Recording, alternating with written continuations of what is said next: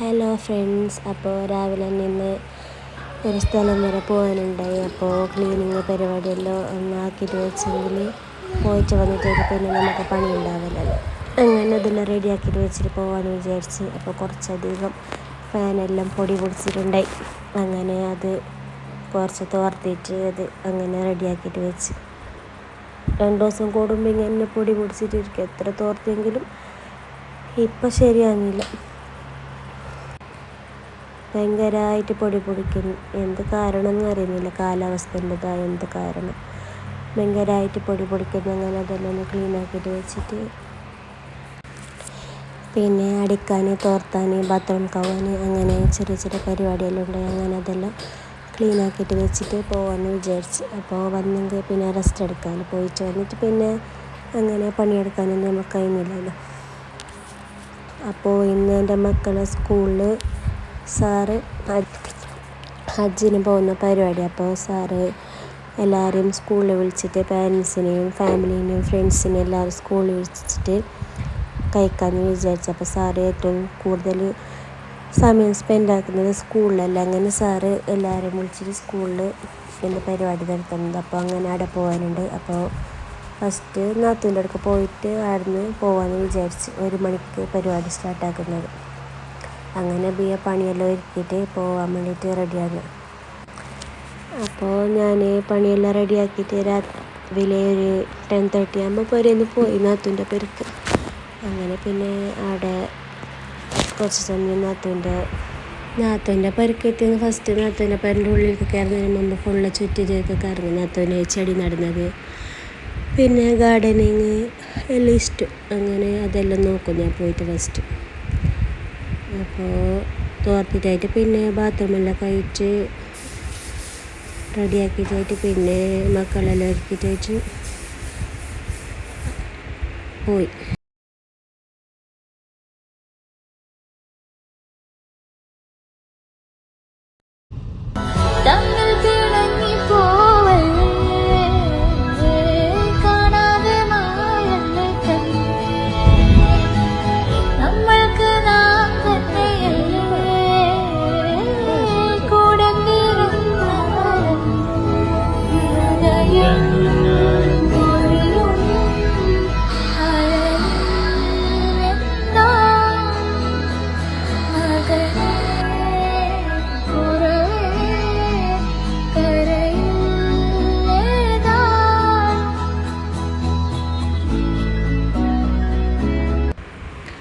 അപ്പോൾ ഇതാണ് നാത്തൂൻ്റെ ഗാർഡനെല്ലാം. നാത്തൂന് ഫുള്ള് ചുറ്റും ചെടിയെല്ലാം റെഡിയാക്കിയിട്ടുണ്ട്. അപ്പോൾ അതിൻ്റെ കൂടെ എല്ലാം നടന്നിട്ട് നോക്കാനും നല്ല ചെയ്യലുണ്ട്. അപ്പോൾ അങ്ങനെ അതെല്ലാം ഫുള്ള് ചുറ്റിയിട്ട് നടന്നിട്ട് നോക്കി. പിന്നെ നാത്തൂന് പുതിയതായിട്ട് മസാലേൻ്റെ ചെടി, പിന്നെ കറിവേപ്പില അതെല്ലാം നട്ടിന്, വായ അതെല്ലാം നോക്കിയതാണ്. പിന്നെ കോവക്കാൻ്റെ ചെടി അങ്ങനെ ഇതെല്ലാം നോക്കി. പിന്നത് നാത്തൂൻ്റെ വീട്ടിൽ ടാങ്ക് നിറഞ്ഞു.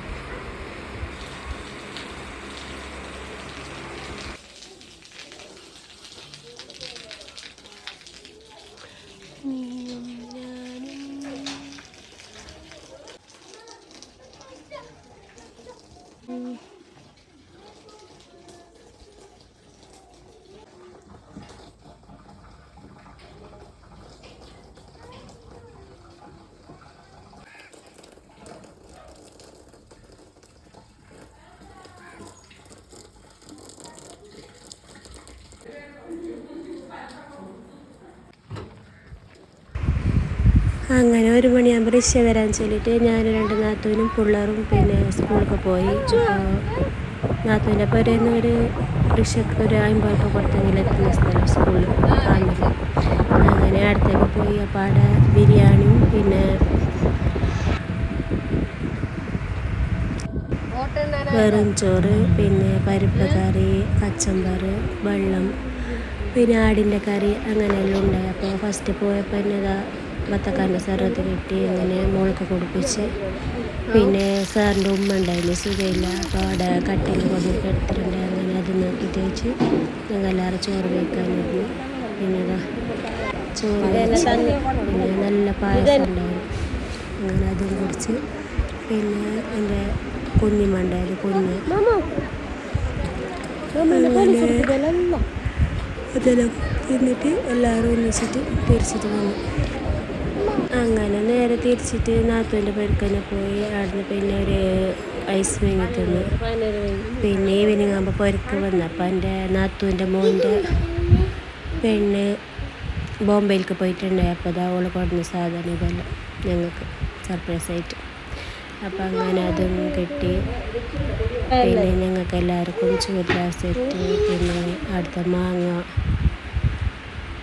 അങ്ങനെ കുറച്ച് സാധനം കൊണ്ടുവന്നിട്ടുണ്ട്. അങ്ങനെ അതും കിട്ടി. സന്തോഷത്തിൽ അന്ന് അങ്ങ് കിടന്നിട്ട് ഇറങ്ങി.